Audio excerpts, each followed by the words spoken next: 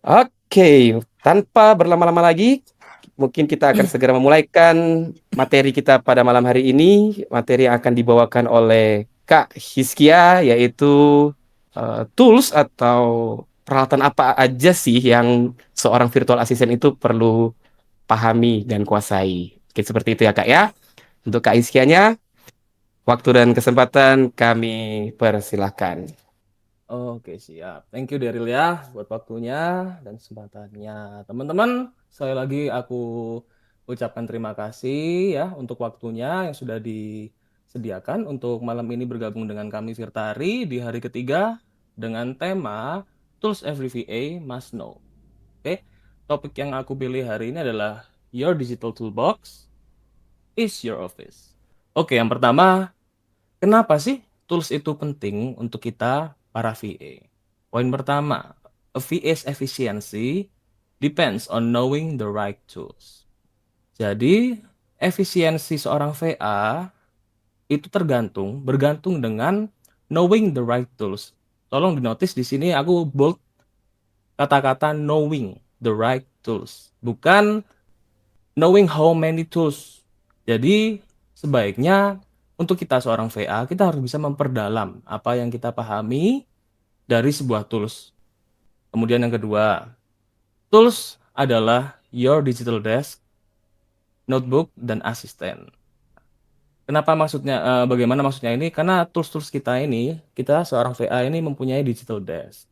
Dalam arti misalnya, eh, kita punya asisten, ChatGPT, kita punya tempat untuk mendesain, Canva, begitu ya.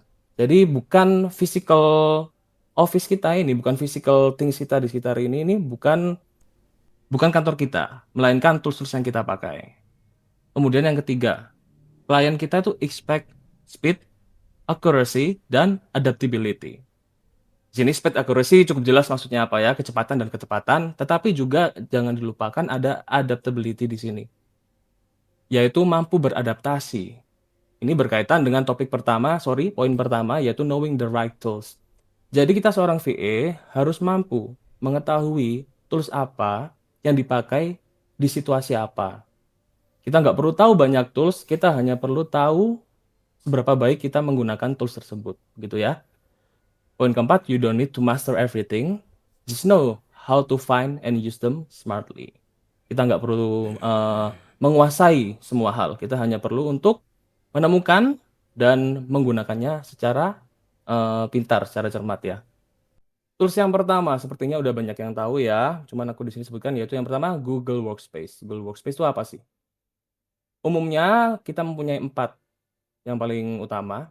Yang pertama adalah Gmail, yang sering sekali digunakan untuk professional communication, entah dengan klien kita, entah dengan customer, entah dengan bos, entah mungkin bahkan dengan internal kita di perusahaan kita sendiri. Kemudian ada Google Docs dan Sheet, ini gunanya untuk kolaborasi. Selain kolaborasi juga tentunya, seperti yang teman-teman semua tahu, ini juga digunakan untuk misalnya pengerjaan tugas, kemudian, pengerjaan, segala sesuatunya ya, lebih tepatnya ya, diminta oleh klien ataupun customer kita. Google Calendar, di sini ada scheduling. Scheduling di sini bukan hanya tentang scheduling ke klien kita atau ke customer kita. Karena sebagai, executive assistant, spesifiknya executive assistant, kita diperlukan untuk mengetahui dan mengatur, mmm, kalender dari klien kita, supaya dia memiliki jadwal yang, runut, yang rapi. Tetapi selain dibutuhkan untuk klien kita juga membutuhkan kalender untuk diri kita sendiri, sebagai seorang profesional VA. Supaya kita sebagai seorang profesional VA ini harus memiliki, harus memiliki disiplin, harus memiliki struktur yang rapi supaya pekerjaan kita itu juga lebih leluasa, lebih lancar dikerjakannya gitu ya.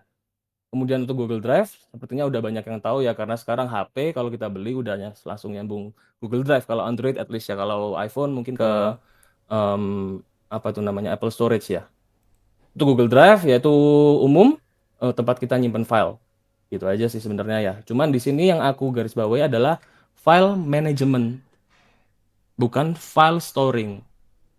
Kalau di Google Drive pribadi teman-teman silakan, kalau misalnya untuk file storing aja ya asal setor, terserah gitu ya. Tapi sebagai profesional VA kita harus biasakan file management.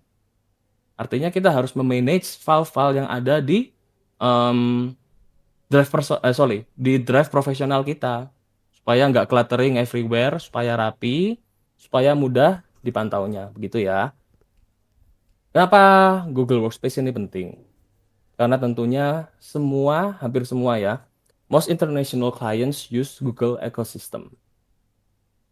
Bisa dibilang 80-90% companies di dunia ini mungkin ya, this whole world itu sudah menggunakan Google ecosystem. Jadi ini tools yang wajib untuk dipahami, dimengerti, dan dikuasai ya oleh para profesional VA maupun calon profesional VA. Oke, selanjutnya Canva. Saya nggak yakin ya ini sudah banyak yang tahu atau enggak Canva, tetapi saya rasa ini sudah cukup umum.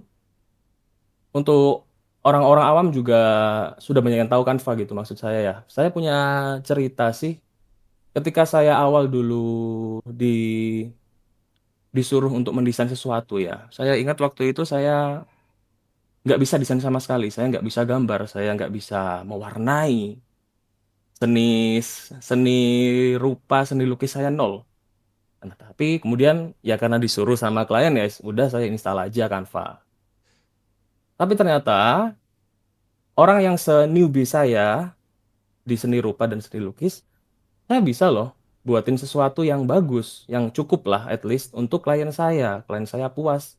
Kenapa bisa begitu? Karena Canva ini benar-benar mudah untuk digunakan oleh orang-orang yang newbie ya. Di sini mungkin ada ibu-ibu atau mungkin ada entah pokoknya teman-teman yang masih kurang mahir dalam tools-tools digital ya.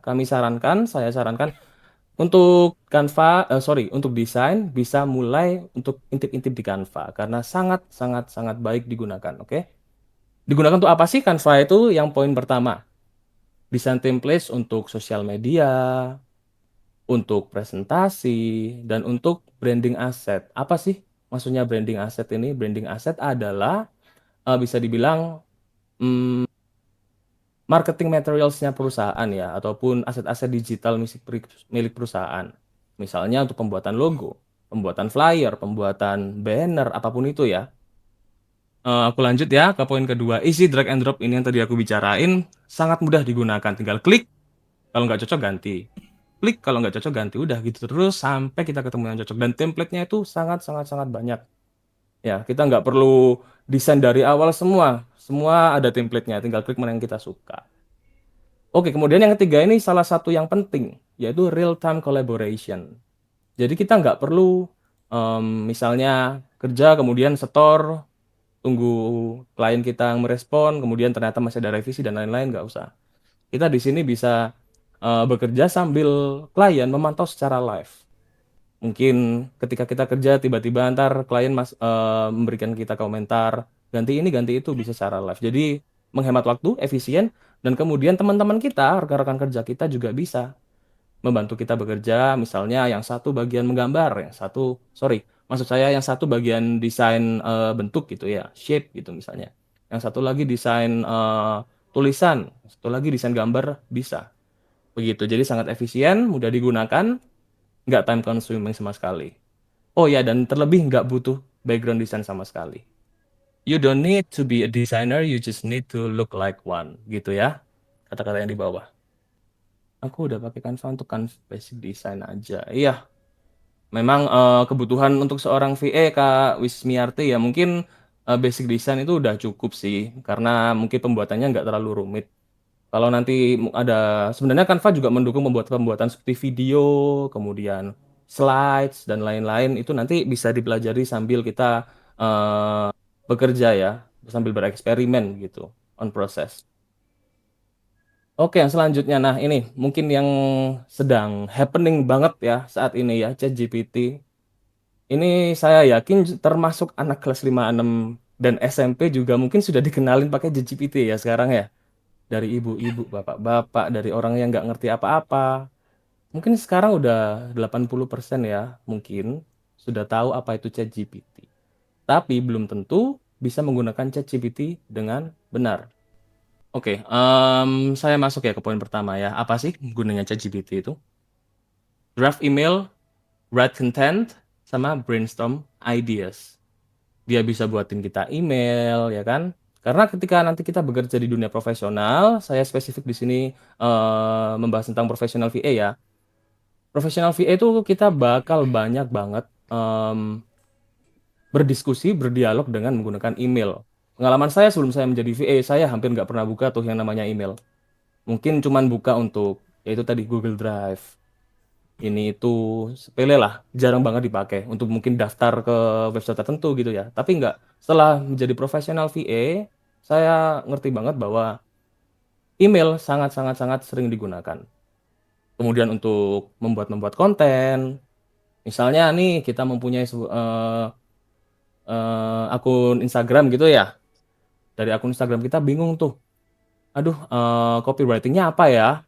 Harus buat tulisan apa ya di bawah ya? Nah, kita bisa tuh tanya ke ChatGPT untuk membuatkan kita caption. Oke, kemudian yang ketiga bisa untuk brainstorm ideas. Di sini brainstorm ya, garis bawahnya adalah di brainstorm. Kenapa aku bilang brainstorm? Karena ChatGPT bisa dipakai untuk diskusi, untuk tanya jawab, untuk bahkan mungkin mengkoreksi kita. Jadi bukan hanya sekedar chatbot seperti SimSimi ya. Mungkin ada yang tahu teman-teman di sini SimSimi. Kalau sama tuanya seperti saya mungkin tahu ya SimSimi ya. Bukan hanya untuk seperti itu aja. Kemudian yang kedua, summarize, research, or meetings. Misalnya nih kita sedang berinteraksi, kita sedang meeting dengan klien kita sedang meeting dengan rekan kita. Kalau yang tradisional kan kita biasanya ada notulen ya, ada yang harus mencatat, kemudian ada yang harus ini itu. Nah, setelah catatannya banyak itu mau diapakan, kadang bingung kan. Nah, itu nanti kita juga akan, kita sebagai seorang VA juga akan belajar bagaimana sih supaya kita bisa merangkum, merekam meeting dengan baik dan kemudian menghasilkan key points, menghasilkan insight dari meeting-meeting tersebut. Kita bisa pakai ChatGPT untuk membantu kita. Kemudian automate repetitive task, maksudnya apa ini? Misalnya nih kita disuruh untuk membuat list yang terdiri dari 500 row. Kalau misalnya kita ketik satu-satu sendiri kan selain capek, males juga kan ya pasti. Nah, daripada seperti itu mending kita minta tolong ke ChatGPT. Oke, nanti kita praktek ya. Kita tunjukin. Kemudian quick learning assistant. Apa maksudnya quick learning assistant sih? Seperti yang aku katakan tadi, bukan seperti SimSimi. SimSimi belajarnya lama. Tapi kalau ChatGPT, kita bisa minta tolong dia nih untuk belajar sesuatu yang baru, sesuatu yang luar biasa. Contohnya nih, contoh sepele ya. Untuk contoh sepele misalnya kita memiliki akun A gitu dengan email A di ChatGPT. Nah, kemudian kita bisa tuh minta ChatGPT misalnya, ChatGPT aku nggak mau kamu panggil Anda atau you, nggak mau. Maunya dipanggil sayang gitu. Bisa loh. Coba aja teman-teman coba. Ke ChatGPT teman-teman masing-masing, aku maunya mulai sekarang dipanggil sayang. Pasti ntar dipanggil sayang. Buat teman-teman yang mungkin nggak ada panggil sayang, bisa minta tolong ke ChatGPT. Oke? Nah, kemudian, nah ini, sorry, kepencet. Oke. Why it matters? Not just a chatbot, but it's your career enabling tool. Bukan hanya sekedar chatbot, tapi ini adalah tools yang mengenablekan, membisakan, memungkinkan karir Anda sebagai seorang VA. Dan ini pendapat saya pribadi. Karena menurut saya bisa di titik ini sebagai seorang VA, itu juga besar sekali pengaruh dari ChatGPT. Ada kemungkinan, mungkin saya nggak akan bisa jadi di posisi sekarang ini sebagai VA tanpa bantuan ChatGPT. Begitu. Nah, kemudian, oke, kita bahas yang di bawah, tulisan kecil di bawah tuh ya. Just because you know how to cook doesn't mean you're a chef. Apa maksudnya? Jadi gini, ada rekan saya, salah satu teman saya bilang, Sekarang kan ChatGPT bisa macam-macam. Mau ngerangkum bisa, tanya ini itu bisa. Kadang terasa lebih pinter daripada Google gitu kan. Jadi temen bisa, jadi guru bisa, jadi asisten bisa. Terus gunanya VA apa? Gitu. Nah, saya sempat bingung juga. Iya ya, ada benernya juga orang ini. Tapi setelah aku menjalani sebagai VA, aku bisa dengan yakin jawab bahwa nggak bisa. Karena begini nih, contohnya ya yang paling gampang, resep masakan. Siapa sih di sini yang nggak pernah baca resep masakan? Siapa sih yang nggak tahu caranya masak? Banyak kan cara-cara masak ini, masak itu. Buat ini, buat itu, buat kue, segala sesuatunya, ya kan? Udah ada loh di resep, tinggal jalanin. Terus kenapa kita masih belum bisa masak? Gitu. Jadi ini yang dimaksud, just because you know how to cook doesn't mean you're a chef. Karena untuk menjadi chef, atau di sini maksud saya menjadi seorang VA, kita itu butuh pengalaman, bukan hanya teori, bukan hanya materi. Kita butuh pengalaman, kita butuh trial error, kita butuh eksplorasi, kita butuh adaptasi, kita butuh problem solving. Karena ChatGPT juga bukan Tuhan ya, ChatGPT bisa salah. Mungkin teman-teman ada yang bisa confirm, ada yang pernah ngalamin sendiri, ChatGPT itu bisa salah gitu. Jadi kita sebagai seorang VA harus bisa beradaptasi dengan kesalahan-kesalahan kecil tersebut yang entah disengaja maupun tidak ya tentunya. Karena kan seorang robot kita nggak bisa bilang. Tapi begitu. Jadi kita harus tahu bagaimana cara keluar dari masalah-masalah yang mungkin ChatGPT juga nggak sadar gitu.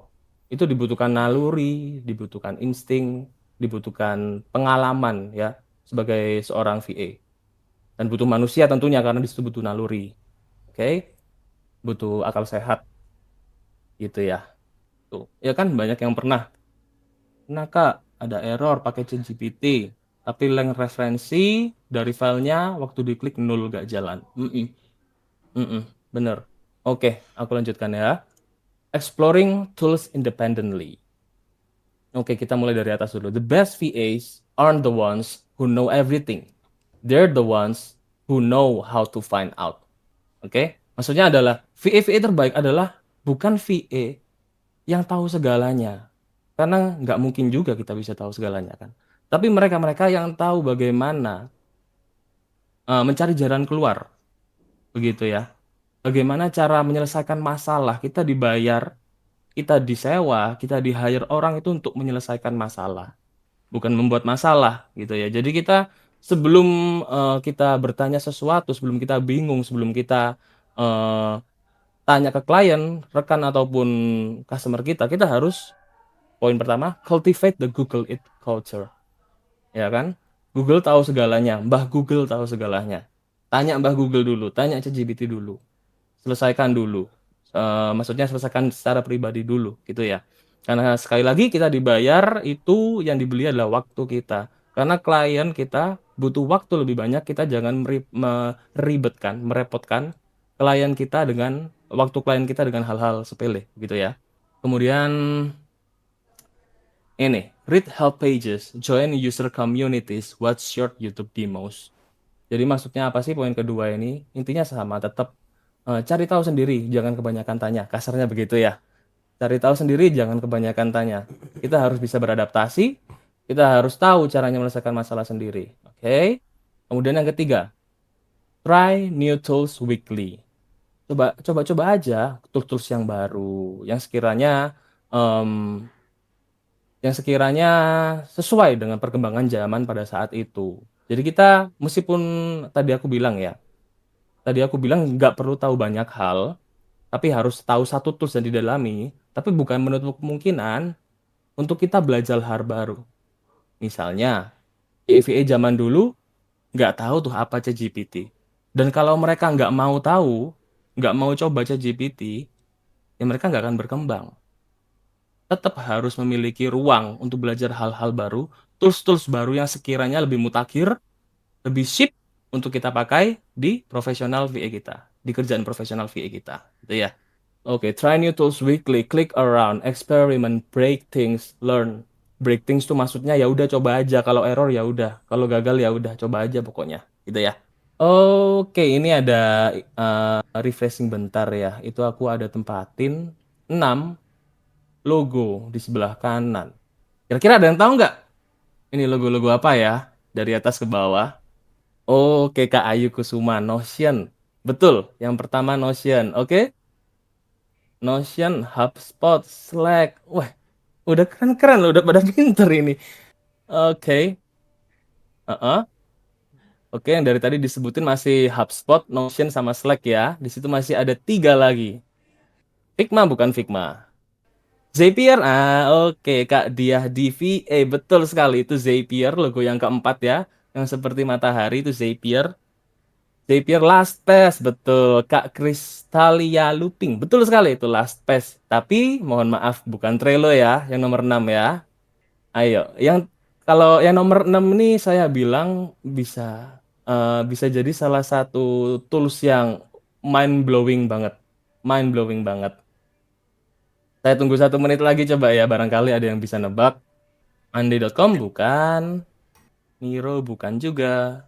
Ya, ini 909, aku anggap gak ada yang tahu ya, ntar aku bocorin deh. Zero bukan, Airtable, Flutter bukan, Asana bukan juga, Figma bukan, ClickUp bukan.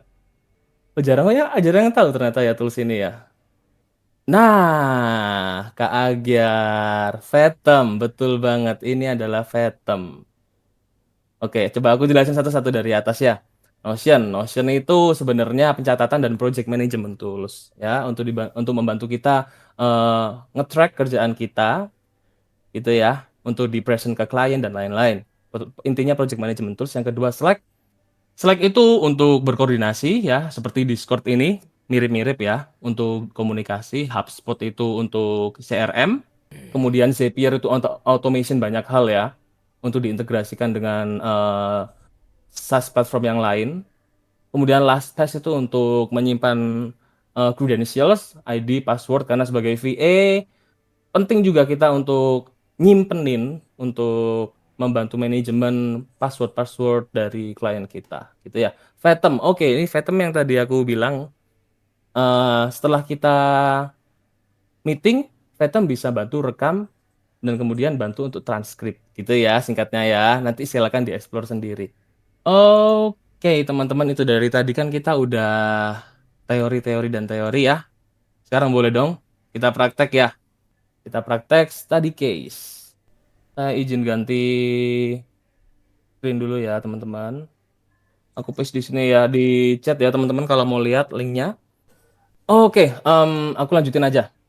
Jadi di sini aku ada ekstrak, aku ada tabel yang memiliki informasi pengeluaran kas dari seorang klien. Ya, ini dummy sih, ini dummy. Ini cuman pura-pura aja ya, cuman aku buatin. Tuh ada pengeluaran sekian, sekian, sekian dari Google Suite dan lain-lain. Ini kan informasinya kan campur aduk ya, bingung. Too many text in a screen ya kan? Gimana ya supaya kita simple? Ya udah, kita minta tolong ChatGPT aja. Inilah kenapa aku bilang ChatGPT sama SimSimi beda. Nih, kita paste ke sini, tadi aku copy ya. Ini tadi tabel aku copy paste ke sini. Aku bisa tanya ChatGPT, berapa pengeluaran saya untuk makanan menurut tabel tersebut?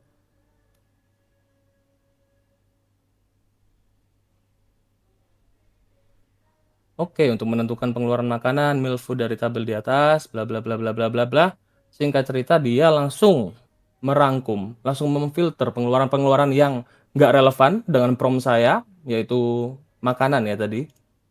Yang nggak relevan udah disingkirkan, dia ambil yang relevan doang. Tuh, total pengeluaran makanan sekian sekian sekian $300 USD. Begitu. Misalnya, bagaimana dengan akomodasi, hotel, dan transportasi saya? Seperti itu ya. Nih, dia langsung rangkum nginep di mana aja. Tuh, aku nginep di Dubai. Oke, $210. $1.200. Ini transportasiku. Pakai Karim. Karim itu seperti Grab ya di luar negeri. transportasinya habis sekian, sekian, sekian. Nih, $1.400. Udah kita nggak perlu repot-repot lagi di filter satu-satu, diseleksi satu-satu. Which is what, gitu kan, nggak perlu. Kita bisa langsung minta tolong ke ChatGPT. Dan sejauh apa sih ChatGPT bisa bantu kita? Dari data yang sudah dihasilkan sendiri di sini, misalnya transportasi 1.400%, kita bisa tanya lagi nih. Ini data kan dari dia sendiri ya, bukan dari saya ya. Dari data tersebut aku bisa tanya. Oke, kalau begitu, berapa persen pengeluaran saya di transportasi dibandingkan dari keseluruhan pengeluaran. Misalnya begitu ya. Oke, kita hitung total keseluruhan dulu berdasarkan transaksi yang approved dan nilai positif. Kemudian bla bla bla bla bla bla. Em, belum selesai. Nih, dia jadi guru matematika ya, bisa dia jadi guru-guru matematika. Nih, pengeluaran saya dalam transportasi itu 23,2%. Kalau teman-teman hitung sendiri, kalau saya hitung sendiri, ditanyain seperti ini, berapa lama jawabnya? Berapa lama? Lama kan? Lebih cepat kita minta tolong ke ChatGPT. Lebih instan, lebih efisien, dan tepat. Karena di sini dia ada rumusnya ya, dia nggak sembarangan ya. Kalau untuk hitung-hitungan secara data gini, dia akan menampilkan rumus. Jadi seharusnya lebih tepat ya daripada kita hitung sendiri. Selain lama, belum tentu benar. Oke. Tetap harus di double check Kak. Kadang apalagi soal nomor gitu, betul. Ya, tetap harus double check ya. Cuman untuk efisiensi waktu, saya sarankan daripada hitung sendiri, pakai ChatGPT aja. Kemudian di double check lagi. Thank you Kak Ayu Kusuma untuk masukannya ya. Oke, saya kembali lagi ke slide saya ya. Sebentar. Oke, tadi study case kita udah selesai ya, pendek aja, nggak apa-apa ya. Selanjutnya, sebentar. Oke, selanjutnya seperti yang udah disampaikan oleh Kak Deril tadi, aku berikan kesempatan buat teman-teman semua untuk mengerjakan mini task ini. Bisa dari link yang tadi aku kasih ya, bisa pakai itu. Kemudian silahkan pakai ChatGPT ataupun Gemini ataupun apapun yang teman-teman biasa pakai untuk mengolah data tersebut. Oke, penilaiannya adalah bagaimana cara menulis prompt, kemudian sekreatif apa teman-teman dalam menggunakan ChatGPT. Begitu. Silakan. Kalau udah ada yang ready, silakan raise hand ya, teman-teman ya. Sambil dikerjain juga nggak apa-apa, teman-teman. Kita kalau udah ada yang mau langsung, jadi nggak harus udah jadi, tapi sambil teman-teman kerjain juga bisa kok. Iya Kak ya, gitu ya Kak. Betul sekali. Kalau mau pakai misalnya ternyata teman-teman lebih suka pakai data yang lain, nggak apa-apa. Mohon di-share di sini datanya yang akan diolah. Kemudian ntar silahkan ditunjukkan kreativitas teman-teman dalam menggunakan ChatGPT. Kalau mau pakai data saya juga nggak ada masalah. Kak Ayu Kusuma mau naik ke panggung, mau naik ke stage, silakan Kak. Not Not yet. yet. Oke. Oke Kak. Mungkin ini pada diem soalnya lagi pada. Itu tuh ada Kak Oh itu Ida ada Kak Ayu Ayu Lestari. Ailes. Oke, kalau gitu aku izin untuk matikan streamingku ya. Halo Kak Ayu, thank you ya. Udah bersedia naik. Ya, Silahkan halo. Kak Ayu. Ini berarti di share screen ya? Iya, heeh. Oke. Sudah kelihatan belum ya hasil share screen-nya?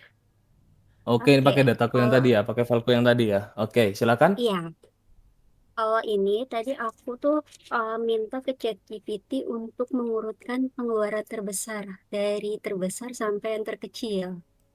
Oke. Ya. Hasilnya? Terus hasilnya tuh dia tuh dari setiap merchant itu dia yang paling terbesar itu Courtyard by Marriott kayak gitu. Terus yang paling terkecil di Marriott Hotel Al Jadaf Dubai. Oke, mungkin bisa ditunjukkan untuk layar yang di ChatGPT-nya, Kak. Supaya bisa dilihat promnya apa dan lain-lain. Ya, Hasilnya tadi gimana? aku nulisnya gini sih. Nggak bisa ditampilin tapi Kak ya, ChatGPT-nya ya. Uh, ChatGPT ya, ini ChatGPT. Oh, ini kayaknya Belum entire share screen Kak screen-nya itu ini kayaknya. deh. Mm-mm. Oh, Ini belum cuman ya? cuma nunjukin Nah, nah, Oh betul. ya, ya, sorry. Kayaknya tadi aku, ya, sudah. Oke, Sudah terlihat ya. Nah, seperti ini. berikut 5. Oh, dia urutin 5 aja. Oke, Ya. kalau dari sini menurut Kakak apa nih? Oh, kan tadi poin ketiga ada explaining what problem it solved. Masalah apa yang diselesaikan dari pengurutan 5 ini? Kita tuh jadi tahu, pengeluaran terbesarnya itu apa, dan ya, pengeluaran terbesarnya dari data ini tuh eh, berasal dari mana aja, kayak gitu sih kalau aku sih mikirnya. Oke, oke. Oke, keren Kak. Thank you. Thank you Kak Ayu ya. Keren, Ya, keren, keren, keren. Memang seperti itu ya, teman-teman, caranya untuk pakai ChatGPT sebenarnya nggak susah sama sekali. Tinggal kita sekreatif apa, senekat apa kadang juga, se sekeren apa juga kita pakai ChatGPT-nya untuk membuat prompt-prompt-nya ya, begitu. Oke, silakan Kak Ayu, mungkin bisa di ini, stop sharing dulu oke, ya. oke. Oke, thank you Kak Ayu. Masuk ke Q&A dulu. Oke, silakan teman-teman, mungkin ada yang mau ditanyakan. oke, dari Kak Indah Ulfa.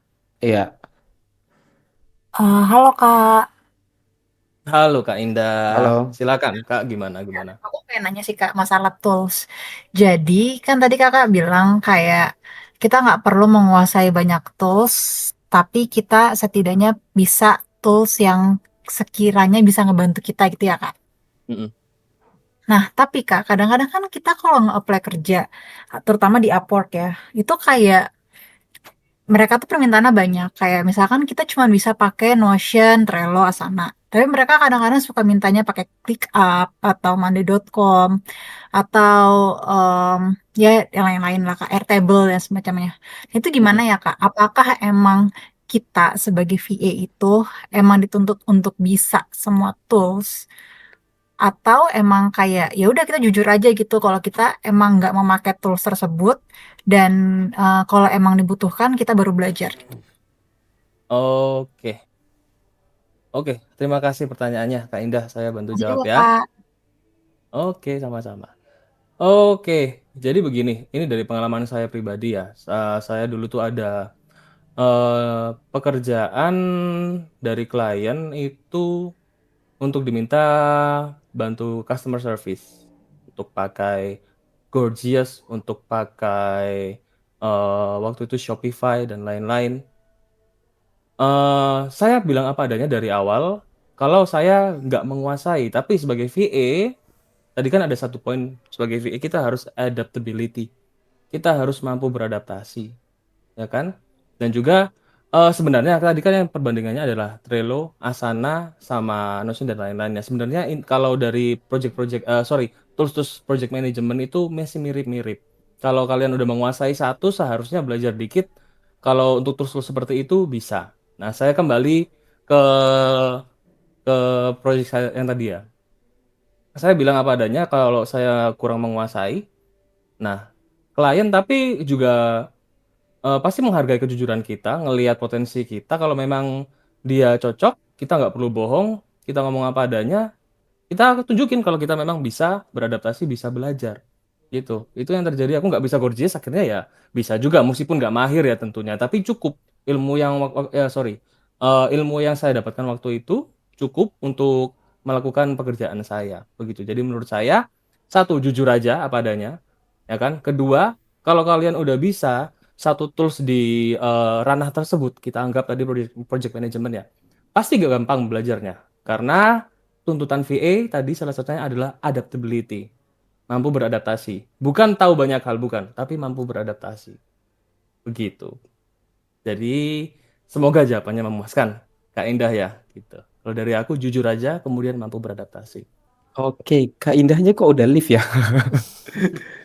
Kok udah live stage ya? Gimana Kak Indah? Jawab di komen aja kalau gitu. Apakah puas dengan jawabannya nih Kak? Itu request to speak. Oh, request to speak. Oke, naik lagi. Jadi aku tadi live sendiri Kak. Iya jawabannya cukup memuaskan sih Kak. Tapi ada nggak ya Kak tips and tricks tertentu biar kita tetap stand out? Misalkan kayak yang tadi aku bilang, emang sih project management itu kan project management tools tuh sebenarnya mirip-mirip ya Kak. Tapi ada nggak sih Kak tips and trick tertentu kalau misalkan kita belum menguasai hal tersebut, tapi kita bisa tetap stand out di depan klien? Ada nggak ya Kak tips and trick tertentu selain jujur kalau kita nggak bisa? Ini kalau seperti ini sebenarnya ya dari sisi pribadiku. Kalau kalau tools-toolsnya mudah, maksudnya kita pernah atau kita sudah menguasai atau belajar tools lain di ranah tersebut, seharusnya mudah untuk kita bisa beradaptasi dengan tools yang lain ya, yang maksudnya dalam satu ranah yang sama ya. Seharusnya mudah begitu. Yang tadi aku maksud jujur adalah kalau hal-halnya bersifat teknis, misalnya em, apa ya, CRM, HubSpot gitu. HubSpot itu nggak simple juga, nggak simple. Jadi kita harus tahu bagaimana caranya buat ini, buat itu, buat ini, buat itu. Kalau menurut saya juga kalau dari awal kita bilang bisa nih HubSpot padahal nggak ngerti apa-apa. Untuk tools yang serumit itu pasti ketahuan sih. Tapi terserah lagi kita kembalikan ke teman-teman. Sebenarnya ada ChatGPT. Kita bisa bertanya macam-macam ke ChatGPT.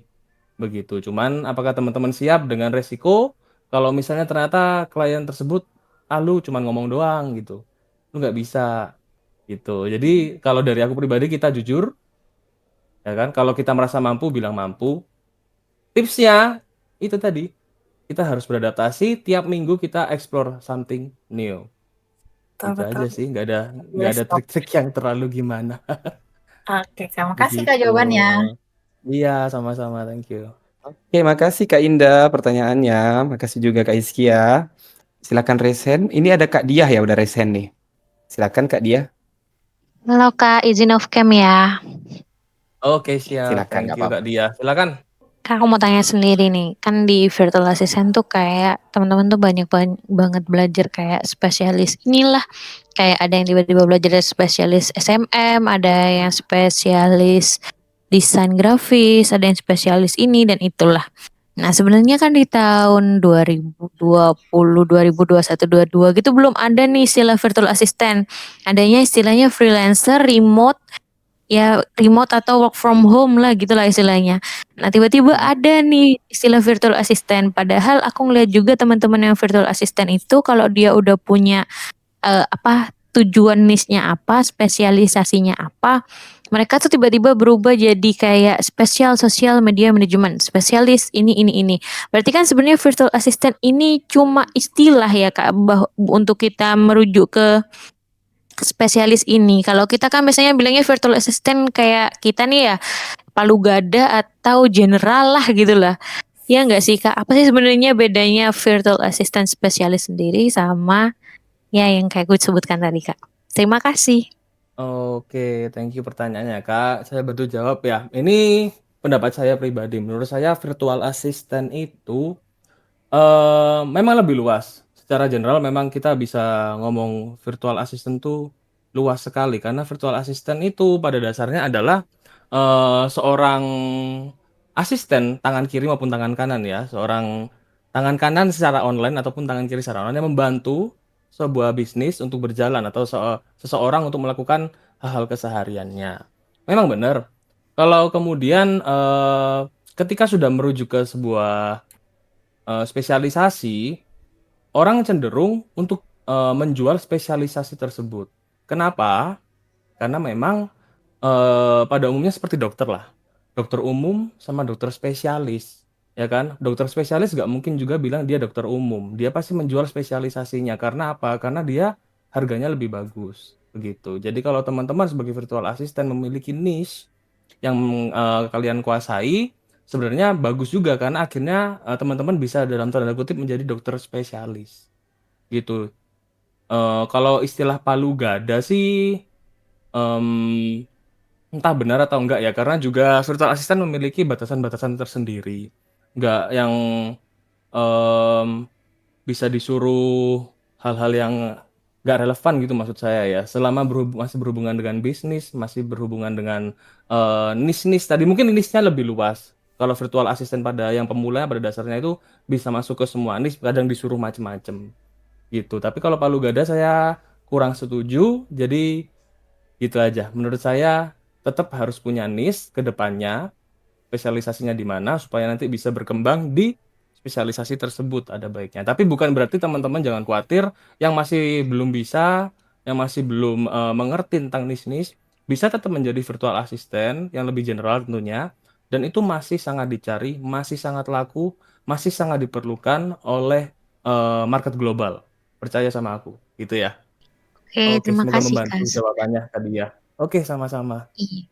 Oke, terima kasih Kak Dia. Ini kayaknya saya masih mau ngasih satu kali kesempatan lagi, boleh nggak Kak? Silahkan, Untuk bebas. materi toolbox, sorry, materi tool ya, tool yang harus diketahui atau dikuasai oleh seorang VA. Kak Ditra. Tadi, Oke, terima kasih Kak Kak Ditra. Dita. Silahkan. Oke, halo selamat malam. Selamat Mau malam. tanya nih, ada nggak sih hal-hal yang gimana ya dari pengalaman kakak yang bikin kita tuh dipilih sama user, hal-hal yang apa ya, mungkin bukan teknis, bukan apa, tapi bikin orang tuh, wah kayaknya gue percaya sama orang ini deh, gitu. Ada nggak kak? Gitu. Oke, aku ada jawaban Makasih. yang Gitu. menurut aku ini. Oke, sama-sama. Sorry tadi motong ya. Agak kecepatan jawabnya. Oke, thank you.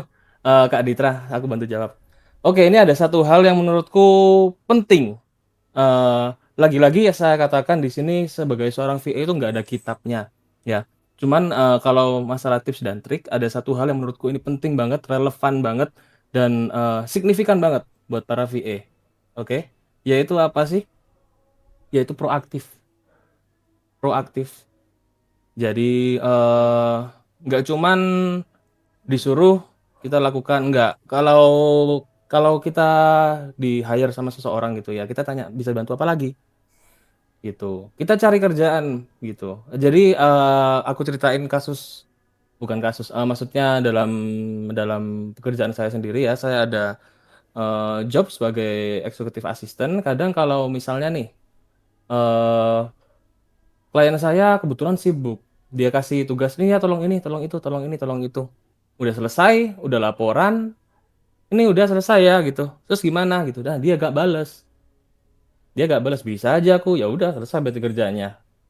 Bisa aja gitu, tapi enggak. Yang aku lakukan selama ini adalah apa ya, bisa apa lagi ya, ini kan aku kebetulan aku pelajari dia punya sebuah company ya, aku pelajari company-nya apa, aku cari kira-kira butuh apa ya gitu loh, aku cari mungkin dari history chat sebelumnya sama klien saya, dilihat oh ini kayaknya dia butuh ini nih, ya udah aku lakuin aja, nggak dia suruh sih, dia lakuin aku tadi buatin ini nih waktu dia udah ngerespon proaktif. Nah, dia suka, oh ya thank you, langsung gitu dia. Jadi kalau pertanyaan seperti itu jawabannya menurut saya ya, lagi-lagi nggak ada kitab suci, saya ulang, yaitu proaktif. Begitu Kak Ditra. Oke, terima kasih kak. Itu apa ngomong-ngomong katanya sih kita menang dibandingkan yang apa VA dari PBSI itu dari sisi itu ya, dengar-dengar sih.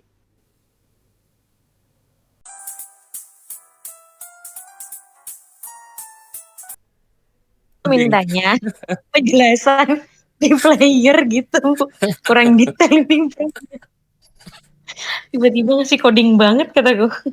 Terus udah dikasih pakai yang versi Inggris. Terus aku bilang, aku minta versi bahasa Indonesianya. Udah deh Kak dapet. Solusinya jadinya tinjau kembali pembelian pada Amazon di bulan September guna mengidentifikasi penyebab lonjakan pengeluaran agar tidak banyak pengeluaran. Oh. Karena kalau di Amazon kan kita biasanya belanja ya. Kalau memang kebutuhan buat kerja lah. Itu sih Kak. Oke, keren banget ini. Jadi bisa dilihat sendiri tadi teman-teman ya. Setelah kita kasih prompt dari tabel tuh ya, dari tabel yang berserakan tadi, yang ngaco, bisa diolah menjadi bahkan bukan hanya sebuah report, bukan hanya sebuah tulisan, bahkan bisa menjadi flyer. Luar biasa Kak Dia, luar biasa. Thank you. Terima kasih banyak Kak Dia. Ini materi, tambahan Iya, materi yang bagus. Thank you. kalau mau coding langsung bisa kok. Nah, iya bisa coding juga ChatGPT semua hal bisa kalau dia. Saya izin turun, Kak. Oke, thank Oke, you ya. Terima kasih banyak Kak thank Dia. you. Oke, terima kasih untuk teman-teman yang sudah sharing tadi untuk tasnya. Terus juga yang udah bertanya, sampai 3 orang malam hari ini luar biasa antusiasnya. Terima kasih juga untuk Kak Hiskia ya untuk materinya sama insight-nya yang diberikan, pengalaman yang juga dibagikan kepada kita semua. Semoga ini bisa bermanfaat. Oke, Iya, terima kasih banyak Kak. Mohon maaf sebelumnya kepada teman-teman yang mungkin tidak bisa menyampaikan pertanyaannya secara langsung, dan juga atas nama segenap kru yang bertugas dan juga pemateri kita, saya memohon maaf apabila ada kesalahan dalam kami berucap ketika kelas ini. Bukan maksud kami untuk menyakiti hati teman-teman, tapi percayalah kita ingin kita semua berproses di Virtari. Demikian, semoga bermanfaat dan selamat malam. Bye. malam, bye-bye.